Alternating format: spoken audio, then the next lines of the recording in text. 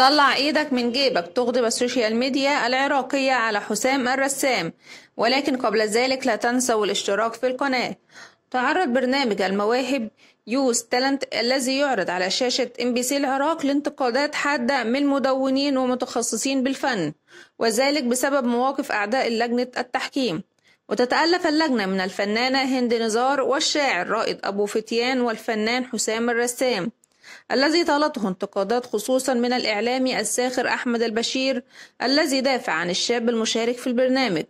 وتعود الأسباب إلى توبيخ الرسام للمتسابق محمود طالب الذي يقدم نفسه فنيا باسم مود، قائلا له طلع ايدك من جيبك وكلنا شنو اسمك. وبعد أداء المتسابق مقطعين بالإنجليزية ورفض هند نزار وأبو الفتيان قبوله، طلب من الرسام رأيه بأدائه، لكن الأخير عاد إلى مسألة طريقة دخول مود إلى البرنامج، سائلا إياه: أنت تعرف وين جاي؟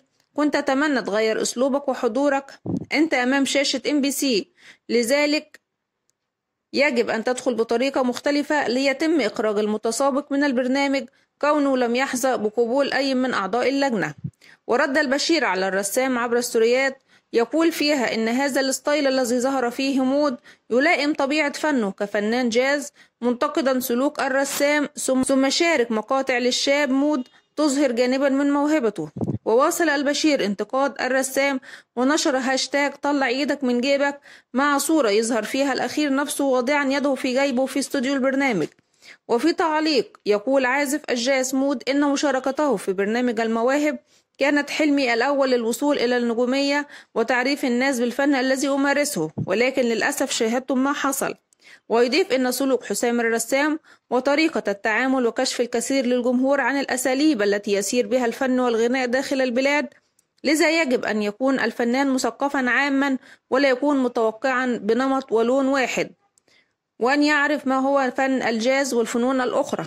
ويتابع مود حديثه شاكر الجمهور العراقي وجميع الذين دعموني ووقفوا معي واحترموا تخصصي بالجاز، وحقيقة أن الذائقة الفنية لا تزال موجودة في الشارع ولم تقتلها الأغاني الهابطة.